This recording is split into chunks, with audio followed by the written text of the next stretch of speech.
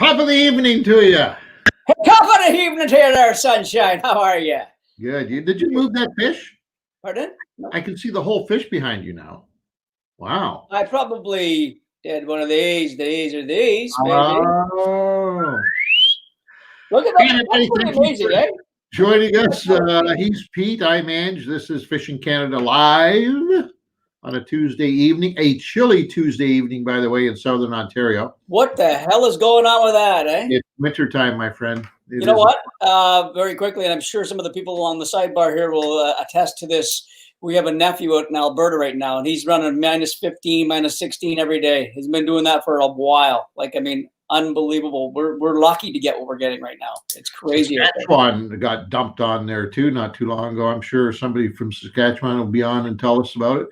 But yeah, yes. No, we can't complain. It is going to be winter here very shortly. In case for sure, we're going to get it. This is it's the same progression every year. It seems to just move a little bit later every year. You know what I mean? So, you remember 20 years ago, 20, 30 years ago, like everything was frozen solid here by now. Like into November, you were skating on the lakes. Not now, not yet. It'll be a different winter this year. Obviously, we're none of us have ever been where we are right now in terms of the whole pandemic thing and locked up and not locked up. And are we going to be locked up? Is it going to get worse here in the weeks to come? What do you think? Very interesting winter. What do you think? Lock up? I don't think the politicians have got the balls to do it now. Mm-hmm. To be honest with you, do I think it's required? Man, I remember. It seems like 100 years ago now, but I remember a few months ago I took a stand on that whole position, and I got hammered pretty good by everybody as to whether I thought we should be locked up or not. Should we be locked up? Should we be locked up? Listen, it ain't getting any better. It's getting worse. It ain't getting any better, no matter how. These maroons, these idiots are having parties and in containment areas, and ruining it for everybody. So those same people though are saying you guys are the idiots because there's really nothing going on. It's just the flu, for God's sakes. What's the big deal? Exactly. Let's party on. Let's rock on. You guys are. I'm of the opinion that it is something more than the flu, and I'm also of the opinion that I'm afraid that my loved ones and people I know, my friends like yourself and everybody else is at risk, and so I would feel guilty thinking that maybe I was a part of somebody getting ill, and so I'm of the opinion that we should be a little more restricted right now. WJ's going to be isolated, that's for sure. Absolutely, WJ. A couple of cans of beans in there, WJ, catch some fish, you're good for a month. Damn it. Absolutely, I'm with you on that. I think we should all go out on the ice here in the next few weeks as it forms. The hell with it. But, I think I can see worse before it gets better. Sean says they should shut it down and get it over with. He's almost right. You know what I mean? I don't know if that's shut it down and get it over with. You have to have the vaccine still, because otherwise you just kind of put it on pause, I think. But no. Think about it. Sean's right. I said that all along. Right. Look, you want to get rid of it, you have to stop exposing people to it. Right. Yep. That's how it perpetuates. Yep. So if we stop exposing ourselves to it, which we're doing with masks and cleaning hands and staying away from everybody, if we stop exposing ourselves to it, eventually it'll run out of fuel, because right now the human race is the fuel. And if we stop giving it the fuel, it's got to die eventually. I don't know. Everybody needs to watch the South Park pandemic special. That's all I have to say. You still haven't watched that, buddy. My God, it makes so much sense how it started. All I can say is there's a marijuana dealer, Mickey Mouse, and a couple of animals involved. That's all I'm going to say, okay? It's so good. Fantastic. I love it. Anyways, I got to watch it. I keep forgetting. Did you watch Borat? Have you watched Borat yet? No, that's another one I'm going to watch. I watched it the other day. You're going to laugh. People will probably hate it. Most people will hate it, but the lovers of guys like that is pretty good. So anyway, sorry. So anyways, we're way off topic. We're supposed to be talking about something else, and what that something else is that Peter and I are now entering into the post-production phase of our jobs. And that's probably the most intense part of what we do all year. When we go into post-production, it's a daily grind, and we've been at it for a while already, but now the doors have got to shut. You know what I mean? What's Rob saying there? And your foot fungus scares people more than COVID. Rob, buddy, you are the man, brother. That is so good. By the way, just an update. I'm looking pretty good. Actually, I could almost walk on a beach with this foot now. Wow, they found a vaccine for that foot. Beautiful, excellent. That was good, Rob. Anyways, thanks, Rob, for that one. So we're entering into this critical part of our annual cycle, and one of the things that unfortunately we're going to have to give up for a few weeks, actually 4 weeks to be exact, is this show. And we will be going, this will be the last one until December 15th, which is a little bit less than a month from now. The significant date, December 15th, is that that's also the day that we're giving away the motor, boat, and trailer package that a lot of you have had entries in on for some time now. But we're going to do it live. Yeah. We're going to do it live on this show. So it's going to be really exciting. We're actually going to do the draw while we're on air. We're going to call the person. If they're not watching, we're going to dial them up here live, and we're going to see if we can just shock the hell out of them. If they're not watching, if they are watching and their name gets drawn, they're going to faint and so it's going to be awesome. It's going to be mayhem. So that's on the 15th of December. You do not want to miss that. Of course, along the way, we'll be communicating with you through social media, through our website, and through all the other channels and avenues that we have gotten accustomed to talking to you folks through.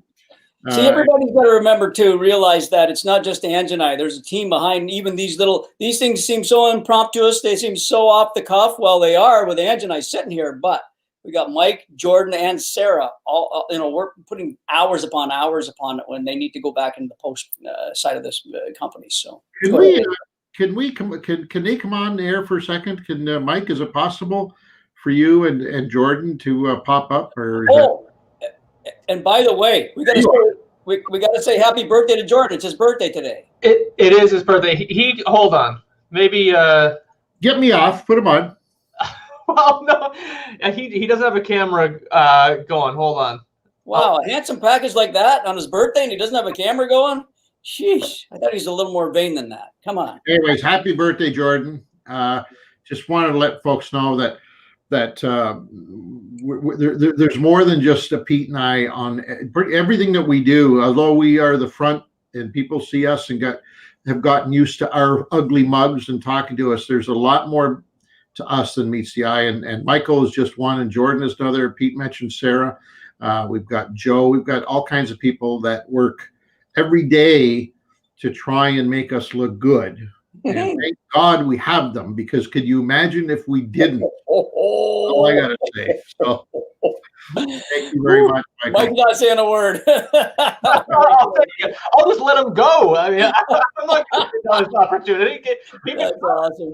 By the way, Michael also works on the Roland Martin show, and has been doing a great job. And I just viewed the finished product for episode 1 for Roland. Nicely done. Okie chokie. Michael. Thank you very much.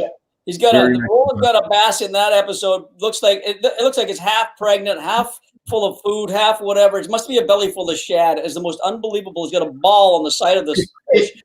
It couldn't even jump. It couldn't even jump through the water. It's so fat. It's so cool. They're 7-8 pounders. So beautiful largemouth. So oh my God. So happy birthday, Jordan. I apologize. I didn't even know. Thanks for reminding me, Peter. You're welcome, buddy. And as an update, Roland is doing quite a bit better too. You talked to Roland Martin too after his COVID. Yeah, Roland is, as far as he's concerned, he's 100% completely recovered from COVID-19, and he's a testament to. He's saying if you stay healthy if you eat right, he reminds me of Hulk Hogan now when he talks to me, right? Do your vitamins, kids. Exactly. So he says, if you eat right and you rest and you sleep and you you too can beat COVID-19, according to Roland. You know what? I don't want to slag Rolly, but I'd love to have seen his workout regime before that. You know what I mean? Like, but he said, "Oh, I better work out before I get this COVID." I wonder what his. I know he did. I know. I want to get in shape because in case I get it, at the age of 80, in the event that I get it, I need to be in good shape. And he was right. And he's right. You know what I mean? So, anyways, so that's it on that part of it. Between now and the 15th of December, I would strongly urge each and every one of you to get as many ballots in that drum as we possibly can, because we're gonna do a little something extra on this one. I haven't even told you this yet, Peter. For tonight or for a month from now? No, on the 15th of December. Oh my! On the 15th of December, here's what we're going to do. I just thought of this. First of all, we've got a big Garmin prize package being put up. Sometime we're told I got the box beside me. You want me to try and show it? Yeah. Let me see that. Okay. I'm gonna need Roland Martin to help me lift it because he's been eating his Wheaties and no, wait. Okay, folks, just wait. Wait till you see off the screen, Mike. Take me off the screen because this box is bigger than the screen. There you go. The box is like freaking huge. Okay, I'm gonna show you the side. I'll show you the picture first of it. It is like I don't even know if I can hold this. Okay, there's the box. Holy, ladies and gentlemen, boys and girls and children of all ages. And then I got a little side view of where's together right there. This is what is in here. Look at how big this is, honest to God. This is one fish finding unit in this box. Holy shit. How big is the screen, Pete? What's that? It's a 9-inch screen. But it's got everything in it. It's a UHD ultra high definition transducer in it.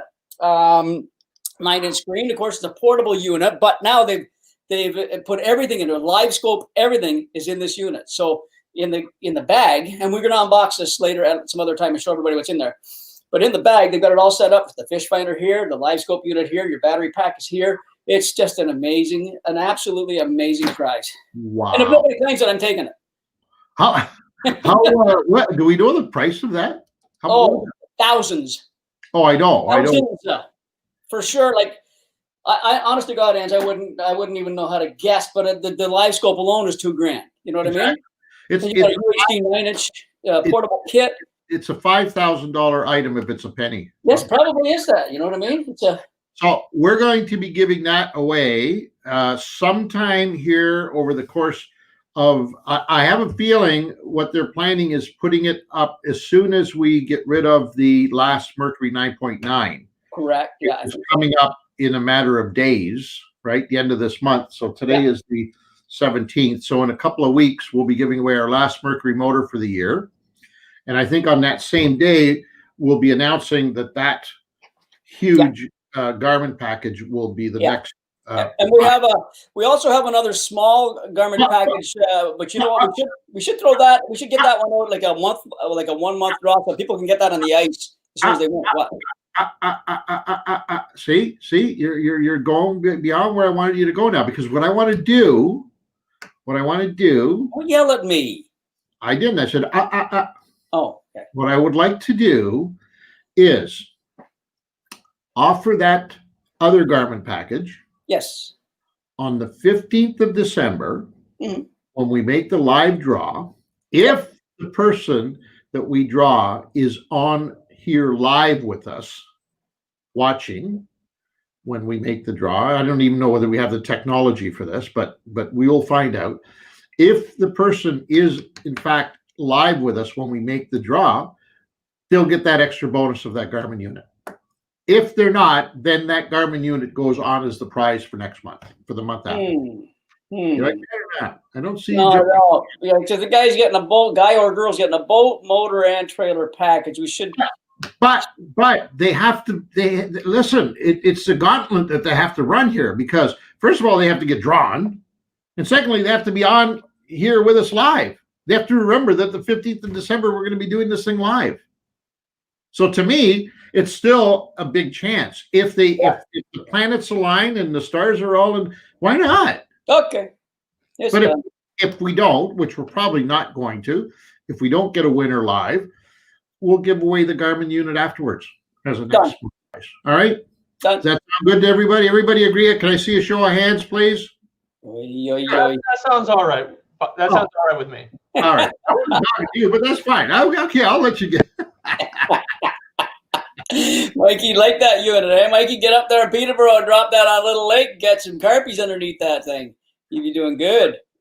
All right. What we're going to do 15th of December. We're all going to reconvene here and do the draw, and hopefully that everybody that will be here, out of all of everybody that's with us, one of them will. Wouldn't that be the best? Like, what are the chances of that happening? Paul Cabile says keep it separate. We should get a bunch of people in. We'll see what everybody says on here. Most of them are saying they're cool. I think. Well, that's what we're aiming for, but things happen, you know. If we get annihilated in our comments, and you guys don't do that, but then maybe we won't be doing that. So this is just a tentative plan. How's that? Well, right now I'm saying we're good because I see perfect, good plan, sounds good, way to go, all that. Like your idea, great idea. There's a lot more of those positives than they do the negatives. So, all right, let the people decide. Hey, what else are you going to talk about? Because I got an interesting one that I've been holding back for a couple. What? I don't know. I got this thing, and I have to let it out. Okay, Ryan Gregory, our blogger from the Northwest Territories. So Ryan Gregory is an export from Oshawa. He used to work for Angelo at Barclays at the TV show or at the store, and he did a couple of TV shows with us. So Ryan is now working up in Yellowknife in Great Slave Lake. And in the process, him and I have been talking and all that. And I got a few fishing laws up there that blew my mind. And I wonder if you even knew about these things. And I'll let the audience hear this, because if there's anybody from Northwest Territories watching, they can verify this fact. So I had heard that on Great Slave Lake, there is no close season on walleye, pike, and lake trout. And he comes back with there's closures on walleye during the spawning season. And some of you can catch and release, some you cannot, depends on the areas, a couple of areas. Other than that, no close season on those fish up there on that lake. Well, lake trout, pike, all year. Doesn't matter. Well, spawning, not spawning. That doesn't surprise me. I mean, you have to look at the conditions too. I mean, closed and open seasons were designed to protect fish during their most vulnerable time, right? Yeah, but they're spawning. You shouldn't take any, like, if you're going to look at it that way, you shouldn't. But anyways, it was just a surprise to me. You can agree or disagree. I just wanted to say these things out here. Okay. How about this one? How do you like this one then, Mr. Viola? No, I'm just saying. Any licensed buying angler, non-Aboriginal, anybody can purchase a gill net license for $10 in a specific area of the lake, and they can kill and keep 100 kilograms of whole fish. Anybody. This is on Great Bear? Great Slave. Great Slave. Great Slaves. The Northwest Territories residents only. They have to be there, living there 1 year, can purchase a subsistence harvesting license and use a gill net in Yellowknife Bay only. And maybe in the Hay River, he has a spot there. They're not sure about that one yet. The size of the net, the net time and duration, and time of year have various regs, mandatory reporting. But yes, it's 100 kilograms max. This is good. 100 kilograms max total weight with guts and head, unless you are feeding a dog team. This is how dog sled companies feed their dogs sometimes. You can get a special amendment for this to supplement food for your dogs with fish.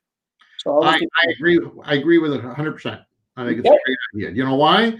Because a lot of folks up there rely on fish as sustenance, and whether they're Aboriginal, and you mentioned that the native community is exempt, or this is in addition to what they get. But anybody, pretty much anybody who lives up in that area relies on wildlife as part of their intake all year in terms of sustenance. So that doesn't surprise me at all. Okay. And the population numbers are so low, comparatively speaking, to the body of water. I get you. I have no. The last one. Here's the last one. Spearfishing is allowed for all game fish, walleye, pike, lake trout, no matter who you are, as long as you Are scuba diving, snorkeling, or swimming? Scuba diving, snorkeling, or swimming. So if you're doing chest waders, standing there poking them, you can't do it. But if you're swimming around and you're doing right. So right off the bat, you're talking about such a tiny percentage of people who would even be predisposed to doing kind of diving in that cold body of water, even during the open ice season. You're no fun anymore. You used to be fun. It used to be fun. The responses and all that shit. Now you're these are crazy though. But just think about the laws themselves. It's like no way. And then you say, okay, well they make obviously. Well, obviously you disagree with all this, right? You totally disagree with it. I think it blows my mind as to what these rules are. That's all. I've never heard of them before. I've never heard of that anywhere in Canada before. That you could spearfish as long as you got a pair of fins on, a mask, and a snorkel. For game fish, for pike. Let's go spearfishing for pike, and lakers, and walleye. Up there, though. Yep. Only right there. Now, you want to shock me and knock my socks off. Give me some of the rules and regulations that are more urban centric. In other words, in the southern part of the country where you've got more and more people, and then I would be shocked at some of them. And by the way, there are some insane rules still on the books from 100 years ago that most of us aren't even aware of, right? Oh, yeah. But up there, nothing shocks me. You've been up there. I mean, good God. Spearfishing is awesome. Azores has some awesome spots. Yeah, when you're in the Caribbean, I can understand it for sure. It would be fun. You know what I mean? And it is harder than it looks. Oh, I'll bet you it is. I'll bet you it is. You get that spear gun. I mean, you guys should try it. Hell, Sean says we should try it. Do a show. Would that get the audience going? And she's gonna go spearfishing today while I pull my gill nets up. Okay, I got 11 inch. Look at this big old pike in here, 32 pounds. And yet we say that, and yet it's still legal to go bow fishing for carp in this part of the world. Yeah. So I mean, it's who knows. Anyways, I just thought I wanted to bring them up. I thought it was very interesting. I love interesting stuff like that. Fishing, fishing stuff. I like Blair Phillips, Blair says we need a spearfishing episode. That's what I was just saying. Straight on, buddy. You know it. Blair will join us. But Blair would love it. He'll go in Northwest Territories with us. Okay, enough of that. Sorry, I had to bring that up. That's it. You threw me off now. Now I don't know where I was. Where was I before you rudely interrupted me? You were talking about the hiatus. You were talking about the prizes, the beautiful Garmin prize package I have. You were going to give away a combination of the little Garmin with the boat motor trailer if the person's up there. Go ahead. All right. What's happening on? First of all, we're going to do an extended Q&A a little bit here in a few minutes. We have no guests tonight. I can hear everyone go, "Oh." Chris Johnson, I saved my spears for cormorants. Now there's a sport, Chris. I'm with you, brother. I'm going to throw a question out to the audience. Has anybody participated in the cormorant hunt? That's what I want to know. I haven't talked to anybody who's done it. Have you? I've read a little bit, but I haven't talked to anybody. No. So if you've participated, let us know. What's in the picture behind me in that over here? Oh, in the shadow box. Yeah, that's here. Let me see if I can do one of these. It's a shadow box right there. It's like a director's chair and a camera and all kinds of neat stuff. Commandatore. You're the commandatore there. Yeah, I'm the commandatore. All right. Oh boy. Oh, we're starting with the questions and answers already. Holy shit! You just put it out there. Jeez. No, we're going to go there here shortly. What's on the website? Anything exciting? On the website right now. Well, tomorrow the boys are going to put up a fish du jour, the latest and greatest fish du jour, and I have to say this: the tuna. Is it poke or poke? How do you say it? Poke. Poke. And salmon ceviche. Ceviche. That'll do. That'll do. I don't know how to say it, but I bet you it is good. Ceviche, that's correct. Yeah, so there you go. Is that Italian or what is that? Ceviche. No, Spanish. Spanish? Okay. Anyways, it looked good when the boys were filming it, and Jordan and Mike got to, again, shoot it and then indulge afterwards, and they looked like they very much enjoyed it. So that's going to be up on the site tomorrow. Another fantastic. Yeah, so in lieu of doing it here every Tuesday like we have planned, the boys are just going to put it up on the website every week and give you a different recipe. Yeah. From from our in-house fish expert. And they, you know what? So far, they're both very doable. By like, if I can do them, anybody. Ange is a good cook. Ange cooks all the time. I don't cook a whole lot, and my fish cooking is very limited, mostly to frying fish, walleye, perch, and pike, et cetera, et cetera. Some trouts too. But these recipes so far, what I've seen, they're very doable if somebody wants to take a little bit of time. And they're almost in real time too. Mike and Jordan were saying this is almost real time, guys. The guy does it so fast, and it looks so easy. So they're great recipes for that. The thing is, people don't realize fish is if you cook fish more than 3, 4, 5 minutes, 6 minutes, you're overcooking it. You're done. You're really unless you're making a stew out of it or something. But if you're just quickly preparing fish, man, it's 3, 5 minutes, you're done. So really, all the recipes are just down and dirty and quick. It's just using your imagination. But Antonio does it so well. Oh my! It's fantastic.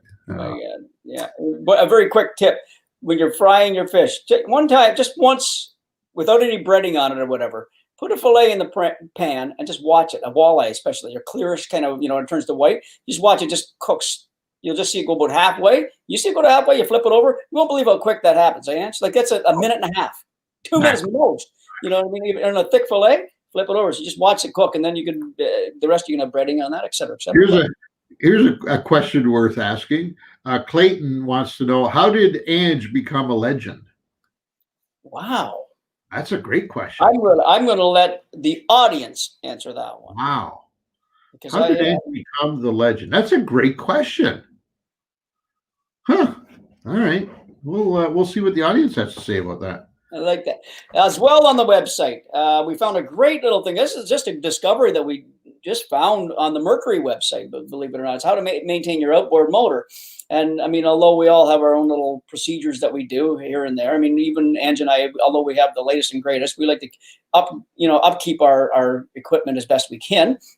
But if you go to our website, you're going to see a link to the Mercury site. And they have all these little movies on different ways of maintaining your motor, from cleaning it, from simple cleaning to flushing to getting fishing line off your props, et cetera, et cetera. So it's a really cool site. So you want to check that one out. I would think it's got to be valuable to anybody. I mean, we love our fellow Mercury people, but any outboards, I'm sure it would work for any of the brands too, right? The question I was asked the other day is, do you need to drain out your lower unit when if you're not storing it indoors under climate controlled conditions?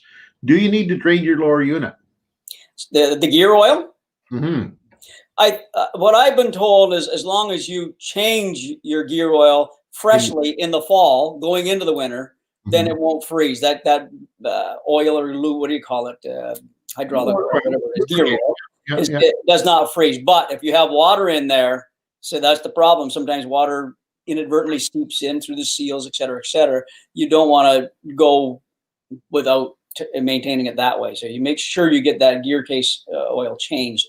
And the reason being is that a lot of, especially the older engines, a lot of two-stroke and the older engines tend to get some moisture in that lubricant, get a bit of water in the oil. And if that freezes, then obviously problem. But if you replace it, you're good to go.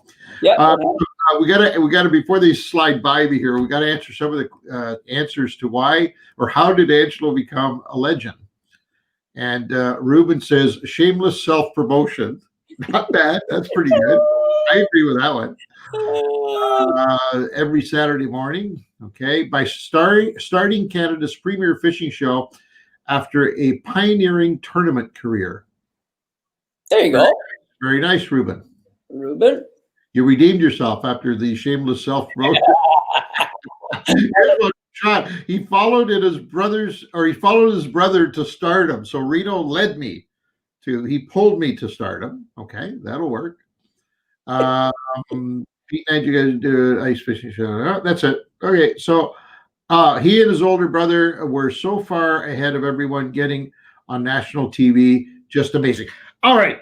I don't know whether I've told you about this story or not, but Richard, you are closer to being 100% right than you even know. And Sean, you're almost 100% right than you even know. Because I believe that both Peter and I and Reno, obviously, really hit the mother lode when we became a CBC national network property in the late 80s and through the 90s. But the story on how that happened is absolutely hilarious. What, you got another good one? He said when he hired Pete. What's that? Where is it? Right on the front. Mike's got it on the screen. Oh, when he hired Pete. Very good, Terry. Nicely done. So the story is that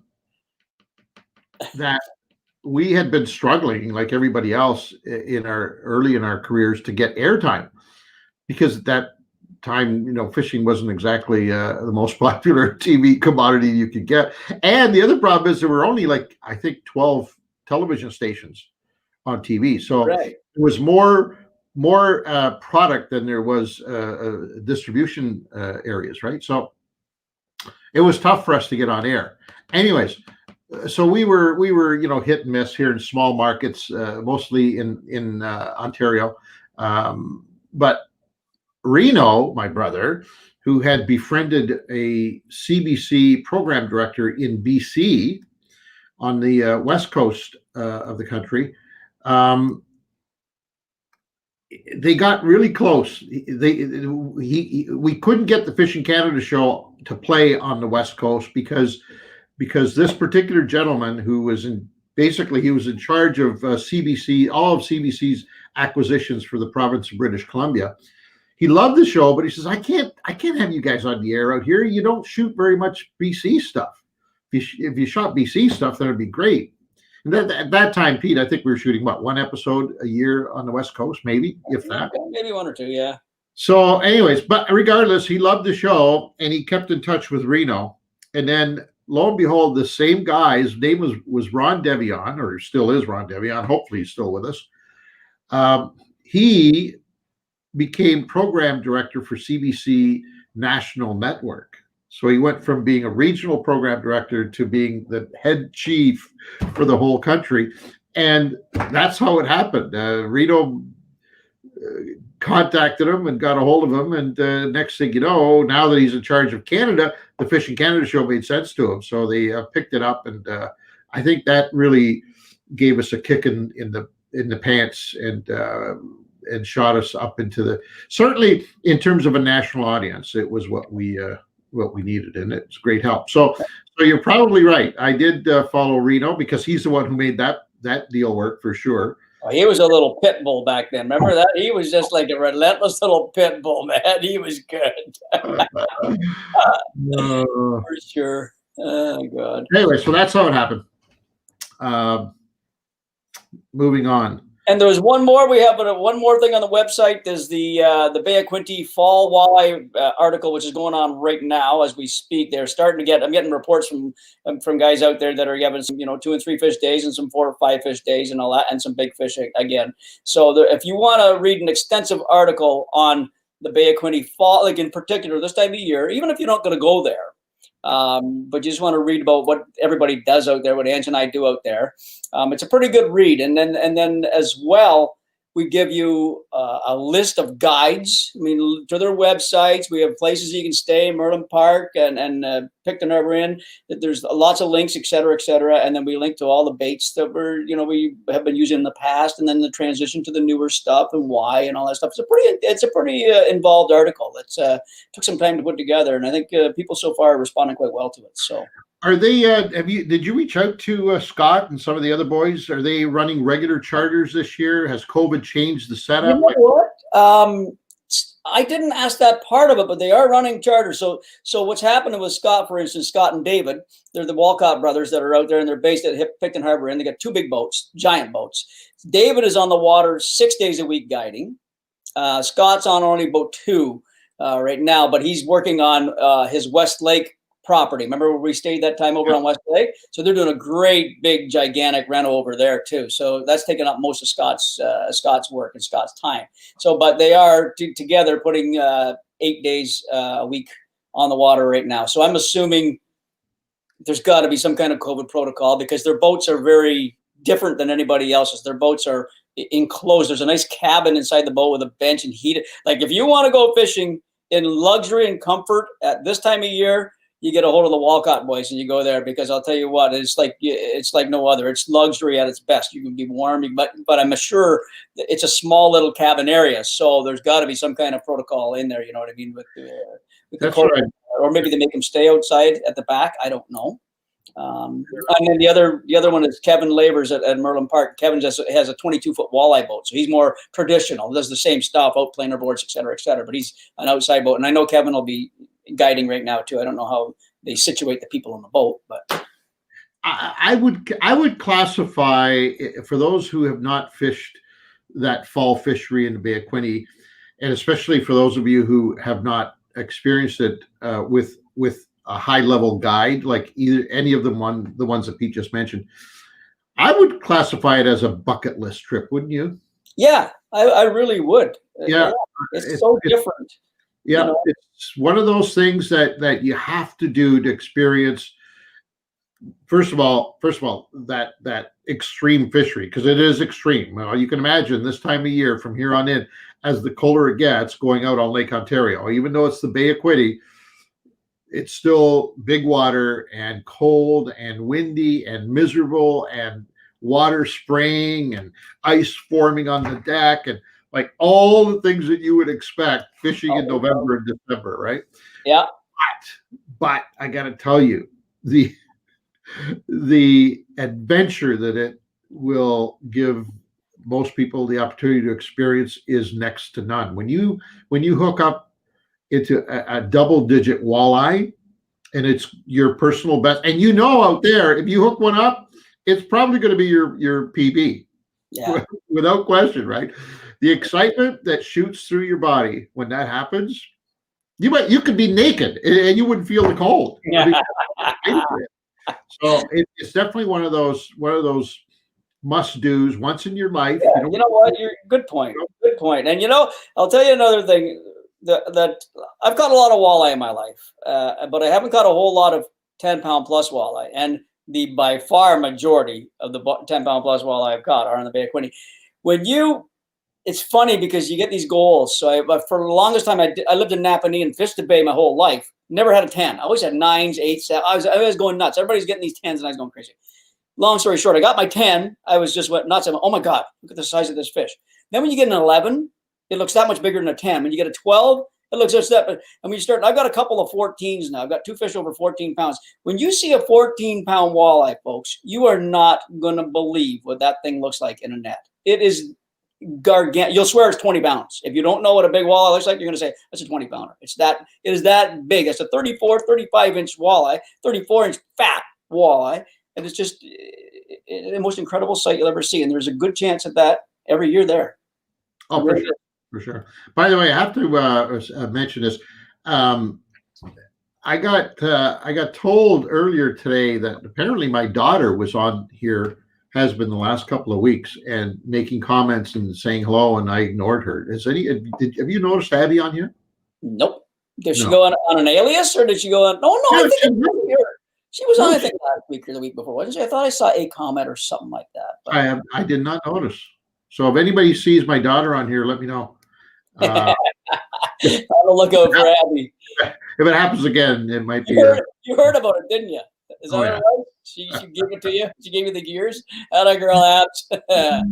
Oh God! So that's it for the website. That's the new stuff on there. The walleye, the Quinte walleye. They maintain your outboard motor, and the fish du jour coming up tomorrow. So that's the new stuff that's coming up right now. All right, let's divest ourselves of some of these questions, shall we? Do you guys ever use floating jigs for walleye? We talked about this a couple of weeks ago with the dock, as a matter of fact, about floating jigs. I don't use them that often, but when they're required, absolutely. They're a valuable tool. It's not something that you require every time you go jig fishing, though, for sure. You know what Ann said right there, just quickly, they're a tool. It's a good point, what he just said. It's a valuable tool. You use them when you need to use them. If you don't need to use them, don't use them. GMJ Outdoors wants to know what's the best depth for ice fishing for lake trout. I'll give you my version, then Pete can give you his. I'm telling you right now, mine's pretty simple. The best depth to fish for lake trout is where the lake trout are. That's on the bottom, it's the bottom. If they're up on the surface, it's on the surface. And if they're somewhere in between, it's somewhere in between. You know what? Yeah, I mean, this is the time of year where you don't need to do that 100 foot of water. I mean, that's the thing. I'm sure they still go out there. I don't know anybody that ice fishes that deep. I mean, even guys probably do. But I'd say, you know what, that 30 to 50 range is a nice range. And like Ann said, again, we're pushing that Garmin unit. Your fish finder is crucial this time of year because the lake trout it's a follower all year. But ice fishing, you can tease those fish into biting by bringing them up off the bottom and then having them chase up. Sometimes they won't bite in the bottom. So I think a 35 to 50 range, and keep your electronics on all the time when you're ice fishing if you have them. And there's going to be a couple people that have them pretty soon here. And by the way, you know, that unit that we're giving away would obviously be a huge help to everybody. But and we've talked about this ad nauseum for the last couple of months. The new electronics out, although they're designed for open water fishing and they're absolutely spectacular for that, I really think they're going to come into their own this winter as an ice fishing tool.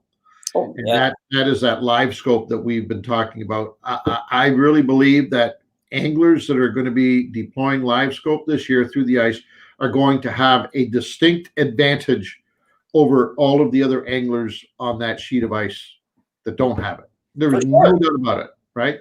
For sure.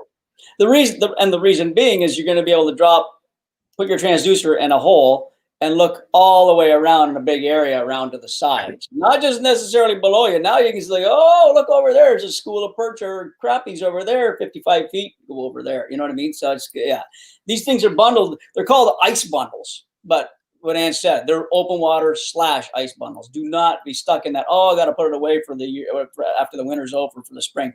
Keep that thing out 365.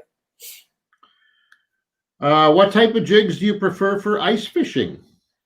Once again, depends on where and what, but stuff like Swedish pimples are a really good ice fishing jig that I like to go to. But anything vertical, anything that's got, if you're referring to just your regular lead head, jig head, I probably would say I would use them maybe 5% of the time, maybe 10% of the time. All other jigs have got some sort of body form to it, like a pimple, like any of the ice fishing jigs that have got. They're basically an imitation minnow, made out of lead and generally painted and or have got some kind of a finish on them, with a hook on the end. And you can. What's nice about them is that you can, by popping them, they actually dart and swim around before they settle back down. So it's and always, in my opinion, if you have the opportunity, always tip them off with some form of live bait if you can, if it's legal in that jurisdiction, if you have the ability to bring it with you out on the ice, always tip it. And not necessarily with a whole minnow either, by the way. In most cases, it's probably you're better off without a whole minnow. Yep. And right, just using the head or the tail. Yeah. And let the jig do the action, and let the part of that minnow that's on there as attract fish as a scent more than anything else. It used to be back in the day, before all the little portable huts came out and all that stuff, it was very hard to deal with live bait because we started back in the day, you'd stick the hook through his back and that'd be the whole minnow laying on his back and it'd be gone if a fish even sniffed it or whatever. Well, nowadays with these huts and that, you want to take, like we've taken a lot of times, we'll take the split ring right off, take the hook right off, put the shaft of the hook right through the minnow's head out of his mouth, then put it back on so that thing stays on there for 2 or 3 fish, you know what I mean? So, but now with your little portable huts, you can do that with your hands, keep yourself warm and all that, just making things more effective. But another good bait, Ange, is the horizontal style baits, like a rat bait or a pallet jig, a jigging wrap, stuff like that. Those are still to this day really good. And like Ann says, that action, it goes like those jigging wraps are crazy, and sometimes that's what it takes to catch those fish. So what the little Northland spoons, this pimples, like Ann's talking about, the old champs, the pimples and champs. Oh, little champs, they're great. Work to this day. Sometimes you put some mylar tape on them. Sometimes they're just good gold or silver. So. Yeah. Hopefully that answers your question. Tim, hey Tim, how you doing, buddy? When does outdoor journal? Oh, God. Tim's relentless too, eh? I'll get away from this. I don't know, Tim. I can't answer. I honestly don't know. I get asked that every single day. Every single day I get asked the same question. and the answer has so many moving parts that I cannot possibly answer it right now with any sort of certainty. I do not know. So I apologize for using that answer in every case, but that's the God's honest truth. I don't know. It's not just up to one person.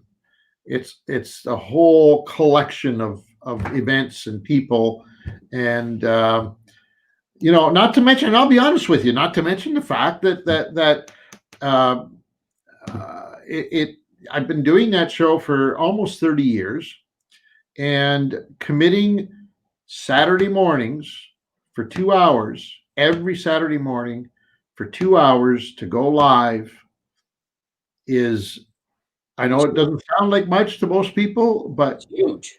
It's a monumental commitment, because once you commit, you're in. It's not like you say, okay, well, let's try it for a week or two and see what happens, right? And so I guess what I'm saying, I don't want this to sound like a cop out and I'm blaming somebody else. I'm part of the blame, because I have not clearly decided whether I want to continue committing my Saturdays. That's the bottom line, and that's very difficult for me at this time to I miss it like crazy. Like, you wouldn't believe how much I miss it, but I don't know, man. I don't know.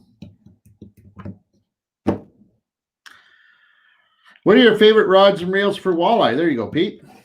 Well, Tom Barrero. I mean, it breaks down again to spinning and bait casting, as all of our fishing does.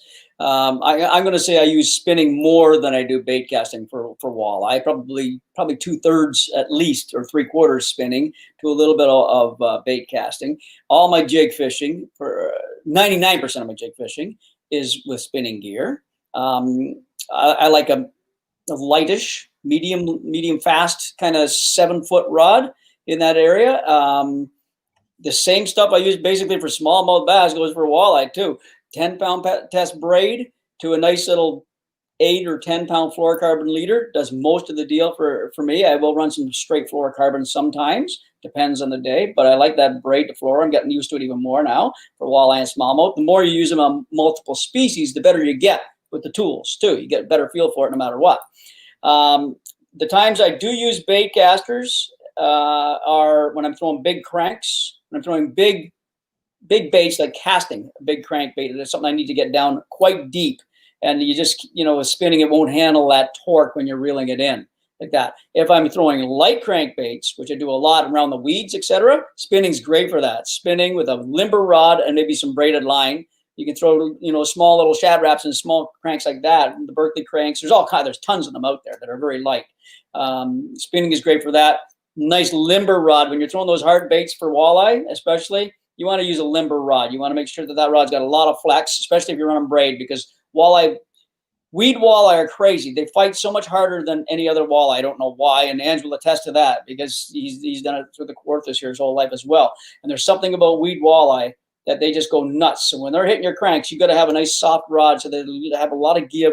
Then you set the hook, then have all the fight going on. You want it to all work to your favor. So spinning 7-footish, medium fast, braid to fluoro is the 75% or higher for me for walleye. Excellent. Pretty much covered it all. The only thing I would add to that is don't forget to, and I think it's way underutilized for walleye, don't forget drop shotting. It needs to be part of that arsenal. Yeah, and that's 100% spinning again, right? Exactly. And in that case, it's that 7-foot rod that Pete was just talking about, or there are specific rods designed for drop shotting, which I absolutely love, by the way. Shimano's a great one. I don't know what model it is, but I use it religiously for drop shotting, and it's yeah, fantastic. a lot of companies have technique specific rods, and drop shotting is included in that.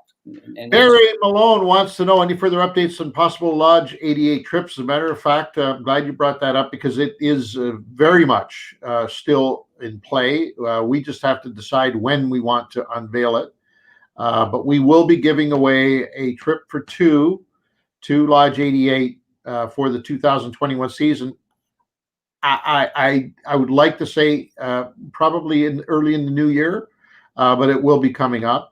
We've talked to David. I've talked to David about this as well, because what he suggested that we do, and I think we've talked about it here on air. In fact, I remember a few months ago, we had Buck Martinez on the air, and we were talking about Lodge 88, and he said, man, I'd love to go. When you guys do that trip, I'd love to go. And then people started chiming in here on the chat board saying, why don't you make a whole package out of it, you know?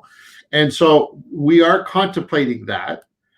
Damn it, it's just so many variables moving into the new year. We don't even know. This year, I guess it's this year's the problem. Next year, COVID's done. What the landscape is going to look like. I mean, I don't know, but let's put it this way: if we have our way in a perfect world, and I've talked to David, the owner of Lodge 88, on this fact. If we have our way in a perfect world, what we'd like to do is kind of take the whole or a big part of the camp over for that period, that weekend or 4 days, whatever we decide it to be, and then have a special price for people to join us at Lodge 88 for that 4-day period. Very special price that Lodge 88 will put up for guests during that 4-day date. We'll bring in a few other personalities, Buck Martinez being one of them.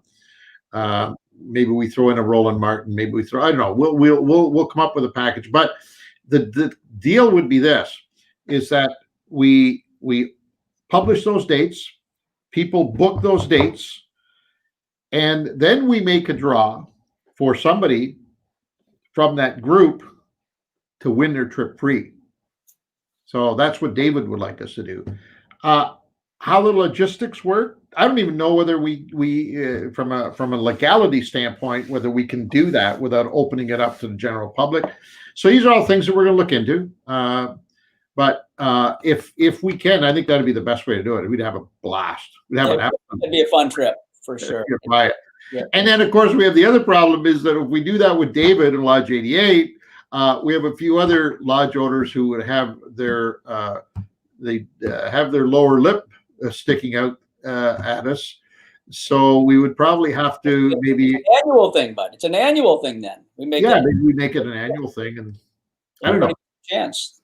I think it's great. We've done those in the past. Obviously, we've done them when we were doing boot camp. We would entertain groups of 30 to 40 people for a week, and man, it was a riot. So yeah, those would be great. It says boot camp too.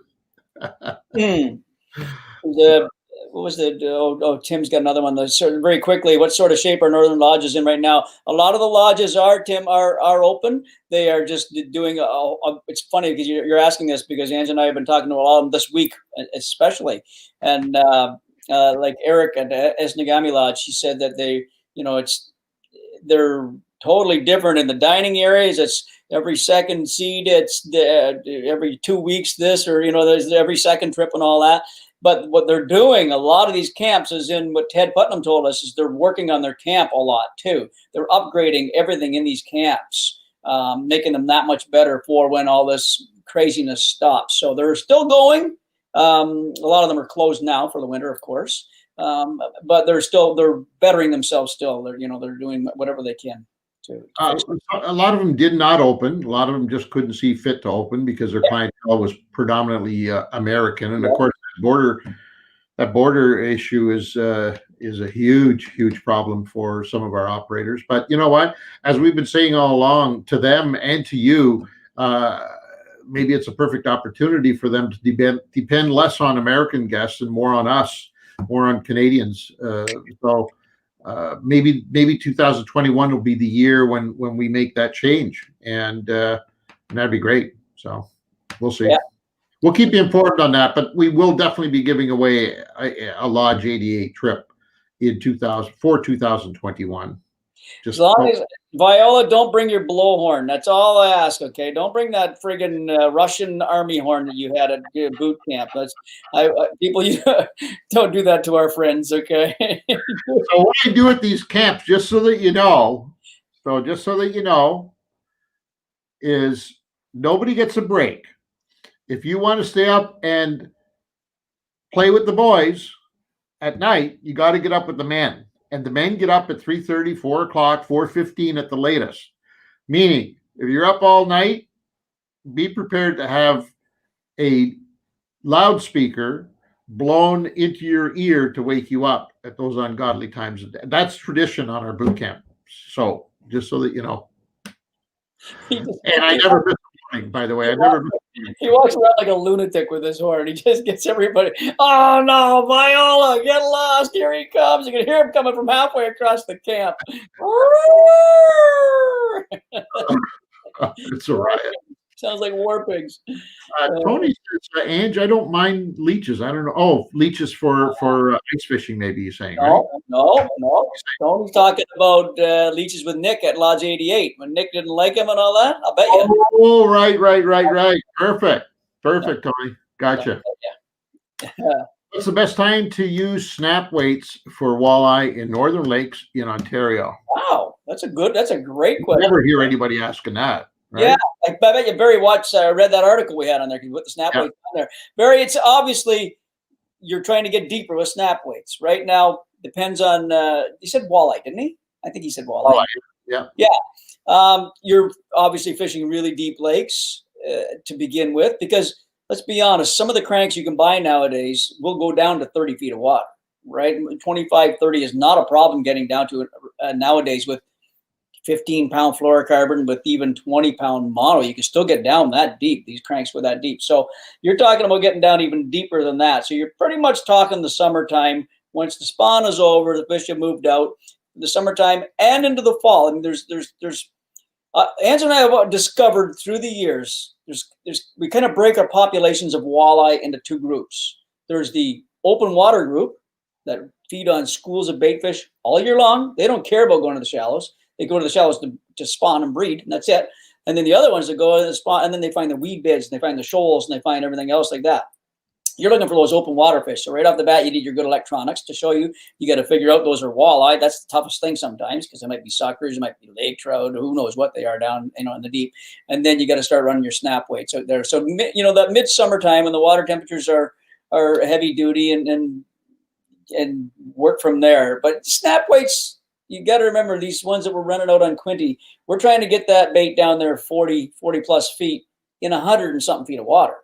And that's where we're fishing. So if you're fishing over 100 feet of water for your walleye up here, that's, in the summertime, definitely go for it. And even in the fall, it'll work in the fall as well. Like right now, not right now, it's probably frozen where they are up there now, but 2 weeks ago, 3 weeks ago, you can get back onto that deep bite with that. So, let the spawn happen and then start looking deep.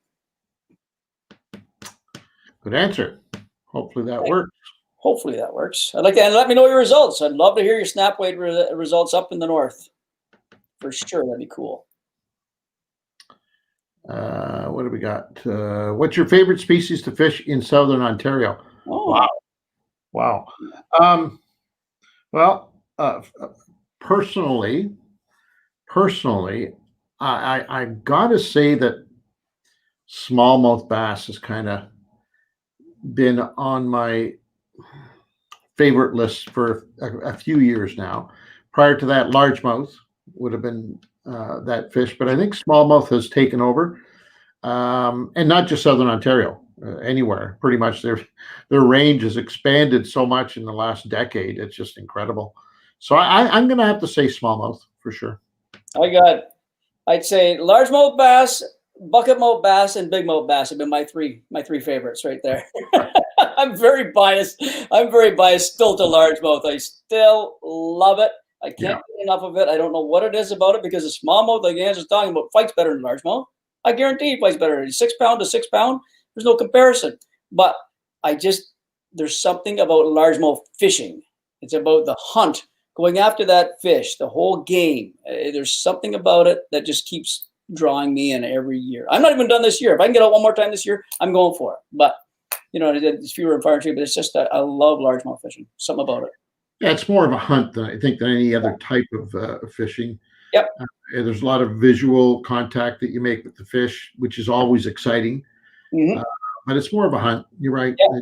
And I still love it. I just said smallmouth lately, last few years has really been at the top. And they're getting so big in Southern Ontario too. That's the thing with the gobies, right? The smallies are getting so friggin' big. Yeah. It's ridiculous how big they are. So hit like what's that? Will there be some ice fishing adventures planned this year? We'd like to get out. Be nice to get out for sure. This would be the year. This would be the year for sure. Exactly. Like I said, everything is up in the air. I mean, everything is who knows at this point. I mean, it's one thing I know for sure is that we've got our work cut out for us the next 3 weeks in post-production. So there'll be no outdoor activities for the next month for us. Yeah, no you. Let's put it that way. Yeah. No kidding.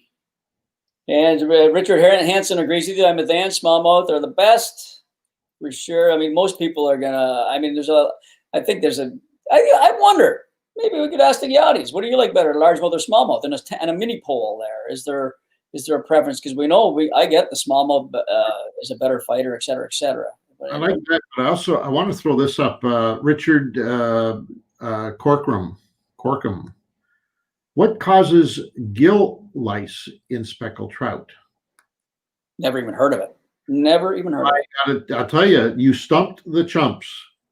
That's a great question. I'm not familiar with them at all, to be honest with you. Not gill lice. Yeah, fill us in if you've got any information. Let us know what that's all about for sure. Yeah. What's the largest fish you have ever caught while ice fishing? Well, that's a great question, Calvin. For me, it was a drum, freshwater drum, and it was insane. You going through the ice too. They're ridiculous, those things. I don't know. It was absolutely insane. I don't know how big it was. Let's just say it was like 7-8 pounds. It was massive. But I was light lining it and through the ice, and certainly not expecting. Might have been perch fishing on Simcoe, as a matter of fact, if I'm not mistaken. But it was total mayhem. But that would be it. I should say that I think I've caught the odd big pike through the ice in my years ago. Yeah. Yeah. The drum was the one that stuck to my head. And that would have been, and I'll tell you, that had to be 30 years ago at least. And funny you said that, Nance, because I'm thinking mine was when I was a kid, lake trout or something like that. My dad and I used to go out all the time, but I caught a drum on Bay of Quinte once through the ice as well. And this fish, a drum, everybody watching, they get big this way. They get big deep. They're not real fat. They're kind of thin, but this sumbitch wouldn't come through the hole. I had a boga. And I had an 8-inch hole. There's no way I was going to get this thing through the hole. I thought, okay, what am I going to do here? You know what I mean? And I think I got 2 that day, and one I got through the hole. That one I just flip them off and let them swim away because I couldn't get them out there. They were that and fight. Even in the wintertime, those things are ridiculous. They're great fighting fish.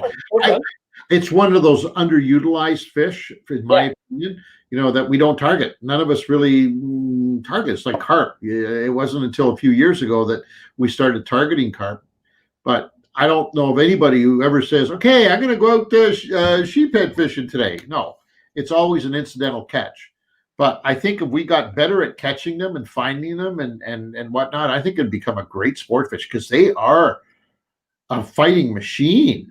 Oh my God. So they're crazy. George Pern, ice is for drinks. Attaboy, George. Georgie's always coming through. A lot of smallmouth guys by the way on the side there. A lot of guys are liking the smallies. I saw one guy for topwater for largemouth, but love the fight of a smallmouth and how good they are at spitting the hook. No kidding, Well. No kidding, buddy. They go to Hook Spitting University. Oh yeah. They grow up with that's part of their apprenticeship to get bigger. I think smallmouth, without a doubt. Burbot is my next goal. Burbot are Suli outdoors. I guess they're a popular fish through the ice, eh? Yeah. More and more people you hear fishing for them. They're plentiful in a lot of our lakes and apparently really good eating.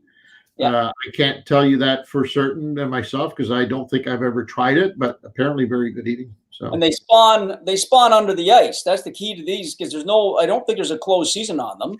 don't think so. So you're allowed to fish them spawning, and apparently they bite really well at night, or they come up to spawn at night or something like that. I've never fished for them either, but from what I've heard, and there's some big ones. Remember that one post we put a post on the web at one time on Fishing Canada?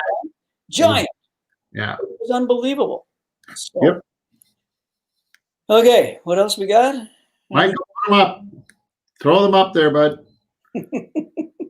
Best bud. You're getting piecework. Andrew Pete, what's your favorite ice fishing rod setup? That's it. It varies. I mean, you can't beat purpose-made short little rods designed specifically for ice fishing, and not for any other reason other than if you are jigging them, if you are actually putting some action in your bait, those little rods are just so much easier to handle that than a long rod that you kind of awkwardly have to keep over the hole. So a purpose-made ice fishing rod in a medium action, and now you can get them in all the same actions that you can a regular rod. Exactly. So it really becomes interesting as well, and matching it up with the right size reel and line and all that stuff becomes it's now, I think ice fishing has gotten to a point now where it's as complex as you want to make it, just like regular fishing is, right? You could go out on the ice with 6 rods now, 7 rods, almost like right? Yeah. And so it's become really that's why more and more people are doing it, because it's just so much fun to experiment. And now, as I mentioned before, with the new electronics that are available to ice fishermen, the game has changed completely. No more gone are those days where you'll sit on top of a hole all day long and get 1 or 2 bites. That just won't happen anymore in ice fishing unless you want it to happen. Because now you can literally chase the fish, follow the fish, chase the fish, because you can see them for the first time ever. You can see them 100 feet away. You drill a hole, drop your unit, and 100 feet, 150 feet, 120 feet away, you can see that school of fish. So why are you going to sit here for the next hour, hour and a half when there's nothing here? So you're going to move that 150 feet, drill a hole, set yourself up, and start catching fish. So I'll tell you a rod action that freaked me out and this was back when Reno was working with us. Reno and I went up to a crappie fishing area on the ice, and it was really tough. It was freezing cold, nasty, nasty, nasty day. And we knew the crappies were there. I don't know if we were running a fish finders back then. It was that long ago. We might not have been. But anyways, long story short, we couldn't feel the bites at all. These fish were biting so light we couldn't feel the bites. But we had a rod, which they have a lot of now, but we had a rod back then that the tip was so light on it that you try to jig with it and it wouldn't do anything. The rod would just bend like crazy. It was horrible for that. But we set it on the bench, on a little chair, sticking out like that. So that was just sitting there above the hole with a live minnow on it, and a weight, just enough weight to get the minnow down there. And you just watch that rod tip. It would be, I don't know if I can show it here. You just see this. The rod tip would do that. Just barely even moving it. That was a crappie that grabbed that minnow and just held it in his mouth. He didn't take off with it, didn't move with it. He just did it like that. Nowadays, you can buy a lot of rods that are specific to that. But back in the day, that's how ice fishing rods sort of evolved with stuff like that, because we couldn't tell. And then we ended up catching some big crappies that day, only because we saw that. We'd say, wait. And then finally, okay, hit him. There he is. Wow. It freaked us out. It was so cool. So yeah, you hate that though when that happens. Mike, there's a question here about whether we have ever seen a mud puppy. If you could put it up for me, please, because I got a funny story about that. So, Andrew Pete, have you ever caught a mud puppy? No, I have not caught one, but I can tell you something. A mud puppy scared me to the point where I crapped my pants one day. And I'll tell you what happened. Scary animal. I don't know how many of you are familiar with these things, but they're basically a lizard-looking creature, but they've got these exterior gills that are really freaky looking, round, sort of fattish head. But anyways, so we had built this huge aquarium. This was when we first opened Barclays in 1983, the retail store. And we had built this huge aquarium out of boulders and rocks. The aquarium was approximately 10,000 gallons of fresh water, massive, the size of a bedroom. Anyways, George, who's on here with me, might have been around at that time. He might have been working for Barclays, so he might remember the story. So we were starting, we started bringing in all sorts of freshwater fish. We wanted to populate the aquarium so that it resembled a typical freshwater lake that we would have in Southern Ontario. So we were putting everything in there, including 2 mud puppies that came in that were, I'm going to say at the time they might have been 6 inches in length from nose to tail. They weren't huge, but we thought it'd be kind of cool because they are, although most people never get a chance to see them in the wild, they are prevalent in our freshwater systems. So anyways, we put them in, not thinking that these things are going to disappear immediately. In 10,000 gallons, all rock and gravel and boulders and stuff, they're going to be gone. Like nobody's going to even see them. Yeah, so sure as hell, that's what happened. And they disappeared. So months later, somebody said, "Hey," or it might have been me for all I know. What happened to the mud puppies? And of course, they were gone. And we made an assumption that they were eaten. That fish, the bass and whatnot that we had in the tank, the walleye, the pike, somebody ate the mud puppies, so they're gone because they totally disappeared off the face of the earth. So now roll forward about 2 years later, and I'm at the top of the aquarium. The store was closed. I'd gone in for something else, and I was all by myself. And so I climbed up to the top of it and sort of worked my way down, and I was doing something around the aquarium and watching the fish from up above and stuff. And I heard this rustling over my shoulder. There was a trough that took the overflow water and dumped it into the filter, and I heard this little rustling. So I put my head next to the opening underneath it, and all of a sudden, all I can tell you is that in my mind, it was a dragon. It came out and hissed at me and flared those gills. I just about died. So I found out where the mud puppies were. They were living for the last 2 years in behind all of the rocks and stuff, and coming out at night when there was nobody around. They'd come out and feed. Really? They'd feed on the minnows and all the other bait that we'd have in the tank, right? Yeah, so that was my experience with the mud puppies. Scared the heck out of me, believe me. How big was it, dude? Did you get an idea? Oh, I just saw the head. We never did discover where they ended up going. The only thing that we can think of, eventually they got so big that they probably either died behind the rocks, died, and one of the predator fish started chewing them up and eating them, but we never found them. Other than that one incident I had 2 years after the fact, we never saw them again. And as you know, Pete, we demolished that tank about 10 years later and moved it. Yeah. But we never found them. So holy crap. No idea. But I would say based on the head that I saw hissing at me, right? That thing had to be 20 inches long, if not more. Come on. Oh, it was massive. The head was the size of a good size apple. Oh my God.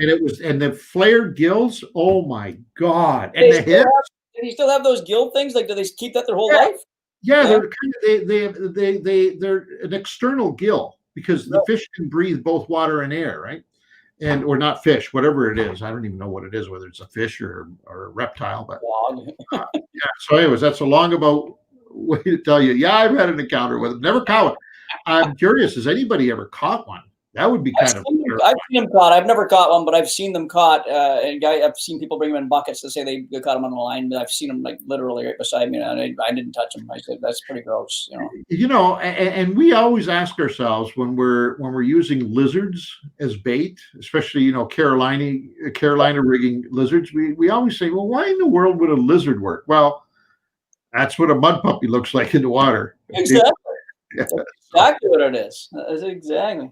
Do you think Terry will produce a 10-pound largemouth or smallmouth anytime soon? If so, what would you guess? Where would you guess? Well, Smallmouth, if it's going to happen, there's two lakes that I think it could happen.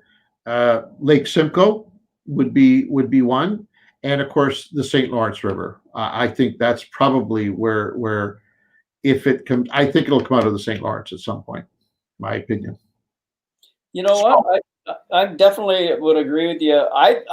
I'm more of the tendency to Simcoe though than Lake. I mean, and they're both it's a flip of the coin. But just when you see every year they seem to be getting a little bit bigger out of Simcoe. Those tournaments, et cetera, the lake fish. You're hearing number of 8-pound plus fish now every year coming out. So I'm going to say it's going to happen. I don't know when. And largemouth, I don't know. I mean, the Canadian record is I think 10.41, and that's at a Preston or Prescott Lake, or not that far from here.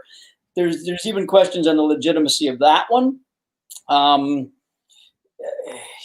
There has been a 10-pounder in Canada caught. That was in BC last year, but I don't know about Ontario, man. I know that is such a huge largemouth bass. I mean, it is freaky. I don't know who's ever caught a 7, let's say. You ever see a 7-pound? It's like talking about those 14-pound walleye, 15-pound walleye. It's the same thing. The equivalent is just it's unbelievable. I would love to hear somebody catch a 10-pound largemouth, and if so, where would you think a largemouth ends? I couldn't even guess at that one. A 10-pound largemouth that was going to come from Ontario. What lake would it be out of? I mean, would it be out of a rice lake with all the food? I don't think so. No, I don't think so. I don't know. I can't see it happening. I mean, the only place that has the potential of rearing an animal, a largemouth that large, would be any of the Great Lakes tributaries. But in our inland lakes, I can't see it. I really can't. But hey, before we get to the next question, I just want to address one that I just saw there, Mike, from a gentleman who says he asks us questions and we never answer. There we go. I asked the question, you never answer it. I think you guys only answer questions from guys Now, Michael, can you verify what this man is saying? That's not true. And it's funny that you brought this up. I was literally just messaging Jordan, and I was telling him, Ron, to message on YouTube and encourage Ron to ask his question again, because sometimes what happens is the queue only lasts so long. So if we don't get to a question fast enough, they disappear forever. And so Ron, I tried to find your question and I couldn't find it. So it may have been that it was just a while ago. But yeah, we definitely don't just answer questions from particular people. In fact, people who ask multiple questions probably notice that they typically only get one answered at best, because I try my best to spread the love. So Ron, I apologize personally. That was me if I missed your question. Please ask it again, and when I see it come up, I'll make sure it gets put on the screen. There you go. Thanks for bailing us out, Michael. Oh, you know what? I take it all back. Ron, we did answer your question. Yeah. It was the first one I put up on the screen. That's right. Yeah. Ron, shame on you. You must have left your seat. You must have been in the bathroom. You got to it, and you're going to have to watch tomorrow, because they answered this question. All right. Thank you, Michael. Michael. There you go, Ronnie. Don't mess with Mikey. We've learned that a long time ago, Ron. You do not. Oh boy. Okay. Hell hath no fury than a Michael scorned. I'll tell you right now. Have you guys fished the Pickerel River near Port Loring? We've driven over it a million times, right? Yeah, we did fish it, and it was part of it. When you caught that giant walleye in October, you get an 8.5 pound walleye. And that was part of the pickerel system. It wasn't the Pickerel River, but it's part of that system. It'll come to me, that part. But as well, I fished the pickerel at a time we were staying. My family and I were staying at Grundy Lake Provincial Park, and I went down. Pickerel River is right down the road from there, so I did fish the pickerel for bass and pike one time, a long time ago. But Ange caught a giant, like an 8-9 pound walleye out of the water like that. It was like a 28.5 inch walleye. I can't remember name of the place we were at. There was a town or something like that, but we have fished it. But it was an arm. You have to remind me. I can relive it all over again because I've completely forgotten that one. Good old by the way, Ron says, sorry, I might have been on the phone. Sorry. There you go. Attaboy, Ron. Man up. That's good. That's good, Ron. And then remember this, the best part about this, Ron, is tomorrow, like Mike says, you can go watch it again and you're going to hear your question answered. So there you go. What do we got? What else can we go at? Do you guys use one brand of rod and reel, or do you mix it up? Great question. Yeah. We mix it up. I can tell you that right now. Our boat looks like the United Nations of rods when you look at it. Rods are strewn all over the deck, and you're going to be hard-pressed to find two of them from the same manufacturer. And the reason being, and I don't want to get into this, the politics of the whole thing, but I think I will, because we're going to be off for the next 3 or 4 weeks, so I don't have to worry about having to explain myself. We are one of the few, maybe the only, I'm going to say probably the only fishing property, certainly in Canada, maybe in parts of the US, that are not affiliated with a rod and reel manufacturer. So what that enables us to do is we can use the best of the best. And each one of these manufacturers has strengths and weaknesses. They do certain things better than others. We're fortunate enough to be in a position where we can cherry pick the lines. And I'm not kidding you. And Pete, you correct me if I'm wrong, but you're going to be hard pressed to find two of the same brand rods in our boat, for the simple reason that we're using the best of the best from each one of them. And that's a huge bonus for us. Having said all of that, you're saying to yourself, well, how come you guys aren't with anybody and whatnot? Well, we spent 20 years with rods and reels. Shimano was our very first partner, as a matter of fact. Next to Mercury Marine, Shimano rods and reels were our partners for good Lord, I think 20 years, Pete, 15, 20 years, something like that. Long time. So we went through that. We've been there, done that. And fortunately for us, we were able to circumvent that, because what happens when you get tied up to one rod and reel or even one tackle company is that you're limited. You're limited to their products. And so we're fortunate. We're very, very lucky that we, having said that, they're all great. They all have their strengths, as I told you before. Yeah. They're all fantastic products, but they all do definitely specialize in their own little areas. You know what? And the good thing about it is the technology is getting better and better all the time. It really is getting better and better all the time. So there's a bonus for all of us that angle, right? So.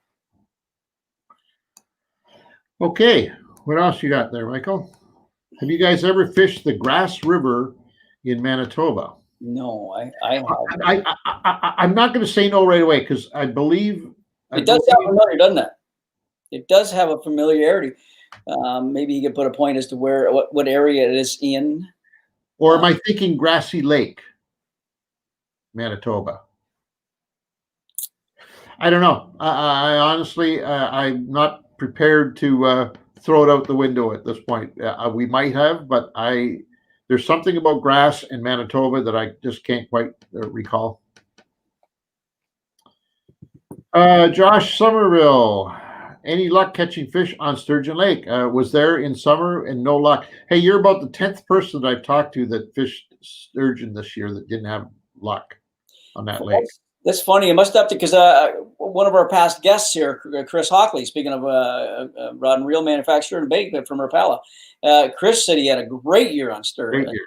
Yeah. Pounding them, big walleye and et cetera, et cetera. So it's funny. I guess maybe it's a locational thing or something like that. I haven't fished sturgeon in years now, at least 3 years at least. It's a great walleye fishery, and it used to be a really good largemouth bass fishery, but was not getting hammered for bass at all. But it was fantastic down at the lower end and that shallows before it dumps into the river.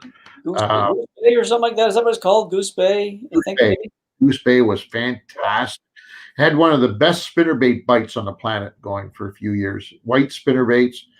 You could just throw them around there at will, and no, they weren't giant fish by any means, but they were typical Kawarthas largemouth. You know, if you got a 3.5 pounder, that was a big fish, but tons of them. So there's a little piece in the Grass River. Mikey, can you maybe throw that from Ronnie Pratt? Yeah, Grass River. Historically important waterway in the Hudson Bay drainage basin in the northern region of Manitoba, Canada. It begins at the Cranberry Lakes. Now, Cranberry we have fished for sure.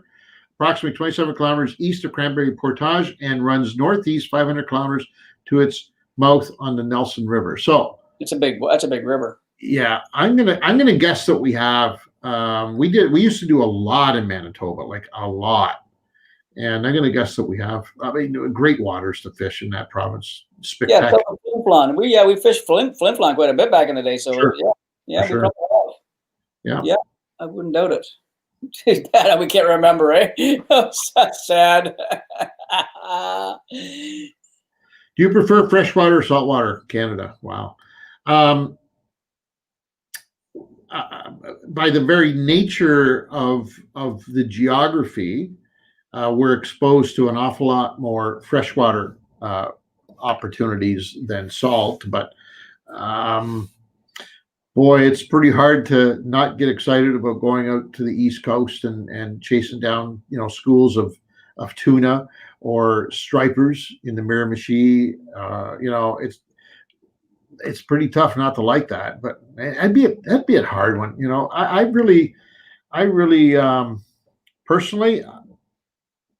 Man, yeah, we do more freshwater for sure, no doubt about it. Without a doubt, right? That's our situation where we live. So, like Ed says, but when you get out, like I did a trip 2 years ago, last year, to the Reversing Falls in on the East Coast, and it was the most unique. I didn't even catch a fish there, but it was the most unique fishing I did for half a day. It was freaky. It was saltwater because it was coming in from the ocean, going upriver, supposed to be coming out, sort of reverse or whatever. It was just the whole environment was just so cool, you know what I mean? And the fact that the fish are so big out in the saltwater, and they do fight better than freshwater fish. Okay, there's no doubt about it. Any saltwater fish that I've ever caught is like, oh my God, are these fish on steroids compared to our fish? Because they're all smallmouth bass and plus, you know what I mean? So. But it's just Ange and I are so close to to all this freshwater right around. I mean, we live on Paris right there, and then everything north of us is just crazy. So we're spoiled to freshwater, I guess.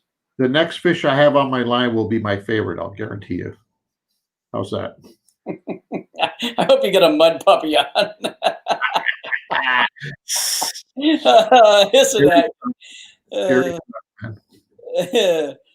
I saw one, Mikey, one about Georgian Bay for pike. What is your favorite spring spot on G Bay? I don't know, Ryan, if you've ever fished out of Point of Barrel in that area, but there's a place. Well, the town of Point of Barrel, all the docks and everything around there is very good spring pike. Believe it or not, there's a river mouth right there. But the other place, if you ask around there, it's hard to get to. It's called Mud Channel. And I'm telling you what, if you're going to get to big pike in Georgian Bay in the spring, it's called Mud Channel. I don't know how to get there because I haven't been there in years, and I know I had to follow somebody who goes, we went through every friggin' island and rock and all that shit that was out there. That was Captain Mike, wasn't it? Captain Mike. Y'all better keep up with me. Don't get too far behind and stay straight mass. And that's all he said to me. And I swear it was the most scary boat ride ever. But I had the Prince Craft with us. And I'm thinking, this is not my boat. This is our work boat. And I'm going to smash it. But when we got in there, it was like, oh my God, it was good fishing. So Mud Channel or the Point of Barrel Harbor is very good in spring. What else we got? Michael, you're falling asleep on me. What's your favorite fishery in Canada? Wow, that's pretty much the same question we had. There you go. Take that then. That's a tough one. We can't answer that. That's be almost impossible to answer. Every bit of it is fantastic, and we don't take any of it for granted. Let me tell you, we. As much as we probably spend as much time on the water fishing in this country as anybody else, I can honestly say between Pete and I, there isn't a single day that we we don't pinch ourselves and say, man, are we ever lucky? We take none of it for granted. Every time out is a brand new experience and the most enjoyable experience. And the next time is the same thing. And we have our favorite species, as we talked about earlier on. But in terms of fishing in this country, how can you have a bad experience? Good God. Just getting out there and doing it. We're so fortunate. We're so blessed. Just no kidding. Unbelievably blessed. Gary White's got a good one there. Mike just came up. Yeah, this is one that we've talked about a lot. And we're going to go on an online market for apparel. You'll have to buy a hat and a shirt and all that kind of stuff. So you could say we're virgins when it comes to that stuff, right? So it'll be such a big event when it happens. It'll be monumental. That's all I can tell you. Yeah, because you're right. It's an iconic brand. Those are hats behind Angelo. You see that logo up there. It's you know what I mean. A lot of people like that stuff. So to tell you, what our philosophy has been through the years with that brand is that we give it away. I know it's kind of weird because everybody uses it as a profit center. Every year we give away thousands of Fishing Canada hats at live events. Now, obviously, this year there were no live events, so this year not so much. But usually, when we're doing a live event, we give away those hats that are behind us, and we give away thousands of them, as opposed to selling thousands of them. But it's just been our philosophy from day one. That's all we've kind of ever really done. I realize it's a lost opportunity. Trust me, as an entrepreneur and a businessman, I look at that every day. But we made that decision years ago, and we haven't strayed away from it. However, having said that, with e-commerce being what it is, and we get asked so often about this stuff, I'm going to tell you that we probably are not too far removed from opening up Fishing Canada retail. Rob says, "Give a hat with the boat." I like that. We can do that. Yeah, we'll do it, Rob. You win. Tell you what, Rob, you win that boat, and I'll give you a dozen hats. How's that? Oh, right. There you go, buddy. Nice. Yeah, we need to, and I'll tell you why. Because we need to expand our base, and the way to do it is to have people get connected more with our brand. And one of the best ways to do it is to allow people to access it more, and by that I mean wearing it more. So yeah, we definitely will be doing that. A lot of things are coming up. It's a new world we live in. Just we're planning on being around for another 50 or 60 years or so. That's what you're making it sound like, bud. After that foot of yours cured up, you thought, hey, that's it. Okay, I'm good to go now. Kick butt now. How about we'll get you some hats. Don't you worry. Make tubes as well. Yeah, we'll get everything going in there for sure. Yeah. How about that? I saw one. Sorry, Mike. I'm going to go back. Somebody should get a hat for stumping the chumps. New Brunswick. We're gonna get back to New Brunswick. Don't worry, it's just gonna be a while for that one. Obviously, you guys won't let us in. I'd come down there tomorrow, but you got the gate locked. You got a big padlock on it. You won't let me in. I want to come back. Calvin, very quickly, have you ever fished the Manitoulin Island lakes? Yes. I did one trip later in my life. Ange and Mike went up and he's got a great story. I'll tell you my little story about, I was the best fishing guide ever on the story. My cousin has a cottage on, two cousins, side-by-side cottages on the lake. And I can't remember the name of the lake, but I took his two sons, so my cousin's sons, whatever you call that, and nephew of some type, I don't know how that works, and my youngest son, out smallmouth fishing one day. And we went over to this point. I'll make this story quick. The youngest of the two brothers cast out and had about a 3.5-pound smallmouth on. And I thought, right on, buddy, reel him in, reel him in. I look behind it, and there's this giant following that one. So the other son, I say, okay, cast over there. He tries to cast, he misses it. No, here, give me your rod. I took his rod, threw the cast out. Before it even hit the water, I handed him the rod, sets the hook. The kid gets a 3.5-pounder. The one kid, the biggest fish was 6.25 pounds. Okay, 6.25 pound smallmouth for a kid. Okay, that fish will never be exceeded in his life. long story short, again, we fished the rest of the lake. Nothing's happening. My son Cole, who's really young, doesn't have a fish yet of the whole day. These two guys are killing themselves. They're loving these giant fish. We get back to the cottage that I'm staying at. The swim raft is sitting out front of this on the lake, and I said, Cole, here, give me a rod. And I threw a Senko to the swim raft. Here, let it go. And I started to swim, and I watched his line. I said, Cole, pull hard. He got a 6-pound smallmouth on that cast. We had 2 over 6 with these kids in the same morning that we went out. It was ridiculous. So Manitoba Islands, and I've only fished a couple of lakes. It's got some great fishing on it. So, do you want to tell your story? It's pretty good. First, I just want to address Russell Jonathan makes a great point about, maybe what we should do is promote. We could sell the Fishing Canada brand products and promote fisheries in Canada and use a portion of the money to help with development of positive fishing. Russell, I'd like you to, if you could, send us an email detailing what you're thinking about that, because I like the direction you're going. So send us an email if you wouldn't mind at info@Fishing Canada or Angelo@Fishing Canada, whatever you prefer. So my story of Manitoba Lines, I was fishing with, it was the first year that we had brought on Mike Miller, who was a co-host with us for a few years. And Mike and I went up to fish it, and we were after giant pike. Can't remember what time of year it was, but really it's not important. Other than the fact to say that it was not the perfect pike season, right? We went sort of in the off season when they were scattered. They weren't, as easy to find or catch.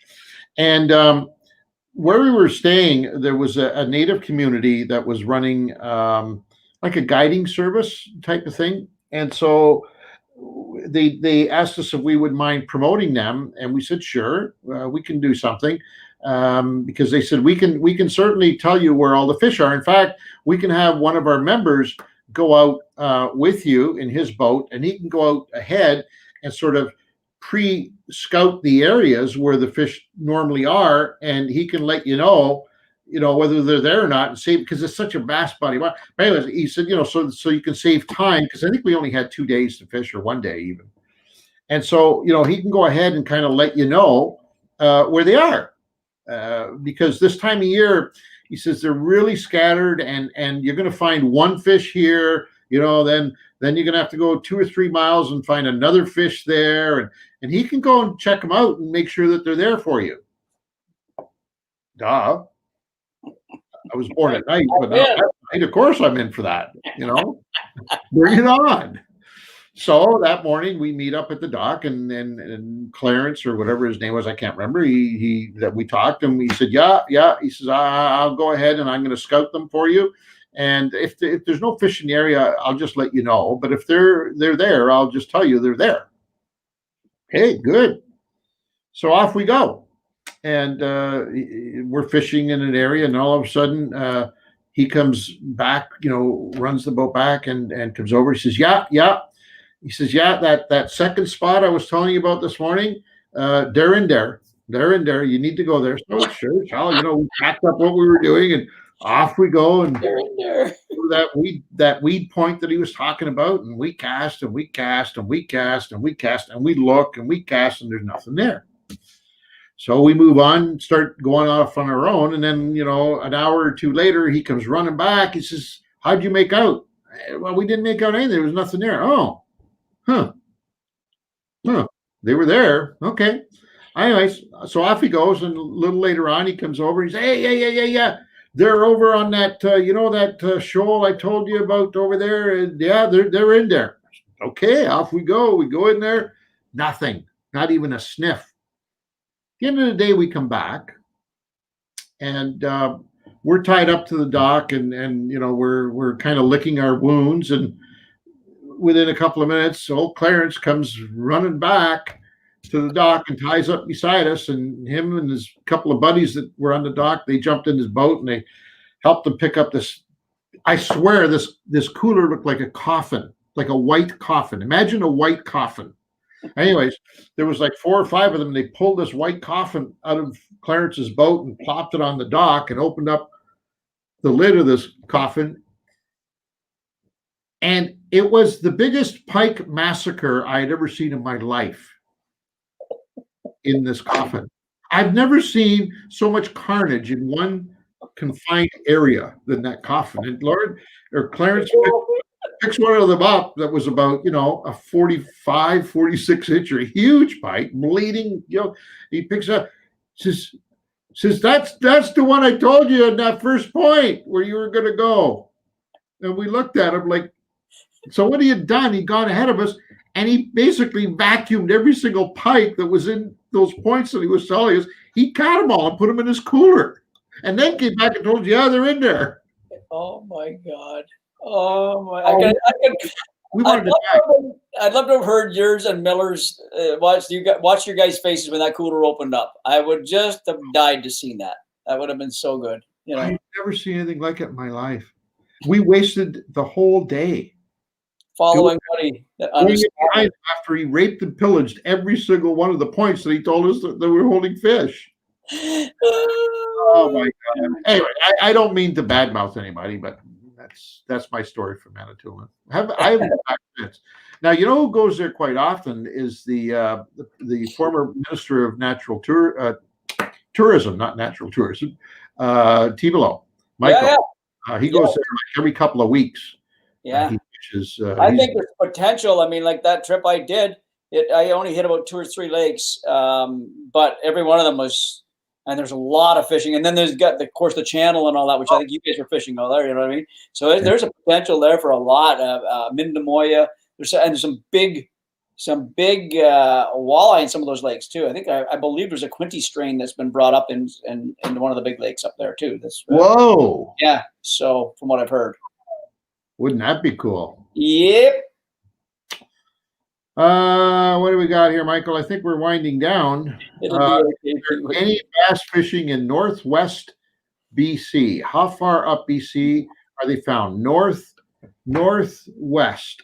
I can't answer that. I don't know whether Pete, you know anything more concrete? No, I will say, Tim, I like your logo besides your name, though, buddy. I think it's show that logo again, Mikey, just to let everybody see that. Does that mean anything to anybody else out there? Nobody knows what that does, do they? Angie, you don't know what that is, do you? I should, because you're going to tell me it's some kind of head banging, loud. You call it music, I call it noise. It's related to something like that, right? Well, this is called Frankenstein. Tim, you rock, buddy. It's Frankenstein. Frankenstein. That's all it is, right there. If I leave with that, Tim knows what I'm talking about. It's a band called Frankenstein. No, it's Eddie Van Halen's paint job on his guitar. He made a guitar. Eddie created a guitar that made it world famous. So the Frankenstein. I don't know how far north they go. I mean, obviously Vancouver Island is full of both largemouth. Well, not full of largemouth, full of smallmouth and some largemouth. As you go to the warmer parts of the province, Osoyoos, etc., there's lots of bass in that in that area. But I don't know how far north they go. But so sorry about that. All kinds of interesting. Ruben Kincaid got it. Attaboy. Stevie. Some people are getting it. Frankenstrat. Tom knows it. Nice. Hey, we got some rockers. I was going to try and open. You know what I was going to do on this one, and I forgot to do it.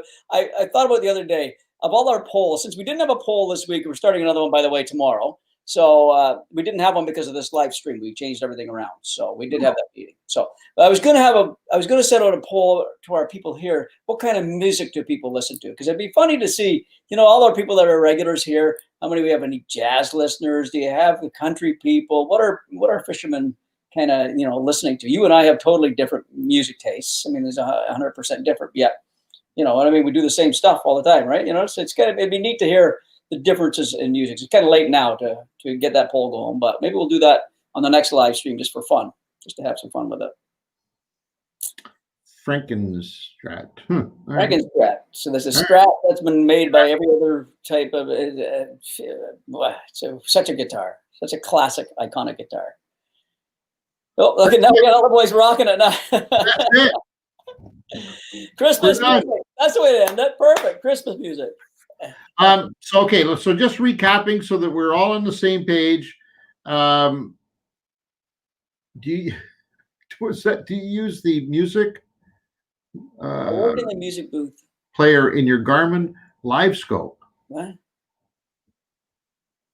That's the only thing missing from the Garmin Live Scope. Maybe they'll bring that in there. They put an MP3 player in there too, because it does everything else. I'll tell you that. Why not? Why not? Rice fishing. What the hell? So recapping, we are going into hiatus until the 15th of December. Not sure what day that is. We will keep you posted as to what day. Tuesday? Wouldn't it be the Tuesday? Or no, I think it is a Tuesday. I think it ends up on a Tuesday. I can find out. I can find out. Go ahead and entertain the folks. I'll find out for you. I'm gonna look at all these music lovers, classic rock, anything upbeat, blues, Woody Griffith. The name like Woody Griffith, that's blues. You know that he's a blues man for sure. That's awesome. What is it? Tuesday. It is Tuesday. It is Tuesday. Okay. Tuesday, December 15th. We will be back. In the meantime, Peter and I are going to be hard working at post-production duties, voiceovers and script writing and all that stuff that we get involved in, and on cameras and all that stuff. We'll be busy doing that. In the meantime, we'll stay in touch with you, obviously, let you know what's going on a regular basis. But we'll be back on the 15th of December at 6 p.m. to make the draw for the Princecraft boat, motor, and trailer. And we're going to make the draw live on the show. It's our hope and prayer that we get a chance to pick one of you that will be here with us on the 15th of December live and share that excitement with you live and share it with all the other folks that are here with us live.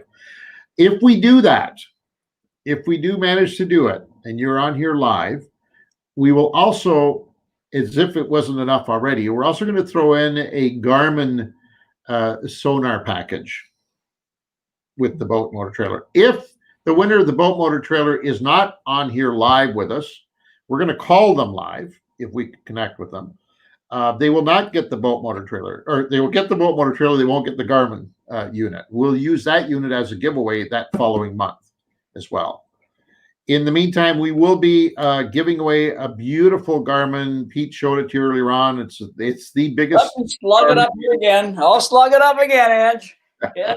The biggest Garmin package you can get in a portable unit. Now, when they say it's portable, it's also portable. What's nice about this unit is that you can mix it up. You could use it as a portable or take it out of the case and hard mount it, and it has all of the accessories with it. That's an Optics Live Scope Ice Fishing Bundle. Woo!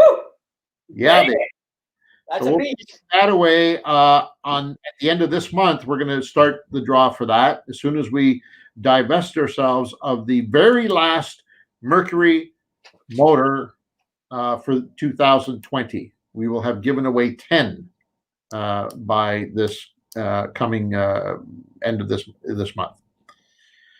Whew, well, we've given away a lot of stuff this year. Holy mackerel. Crazy. No wonder people like us. Yeah, we're buying our. Somebody mentioned something about that. You know, we bought our way. Oh, yeah, we're buying our way in. Sure, why not? What the hell? Shame like that. There's shame in admitting it. I mean, it's only shame when you hold it back and try and, you know. We just like to treat our people well. That's all. You know, we're all one big family here. Let's share. What the hell? That's right. That's right.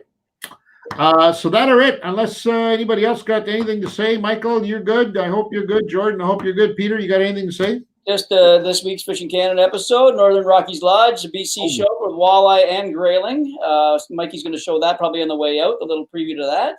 Of course, we would appreciate, in this hiatus that we're taking, stay with us on the website. Get on the YouTube stuff, share, and help us out, and let's build this to a bigger level so we can keep doing it, please. And thank you. Yeah, don't miss us. Stay in touch with us. Right, we're not going anywhere other than working, and which will preclude us from doing this for only the next few weeks until December 15th, and then after that, we're back in the on board. So not to worry, but stay in touch. If you've got something to say, drop us a line. Whatever you need to do, let's stay communicating, and above all, let's stay safe. And let's hope and pray that the next time we talk live on this particular.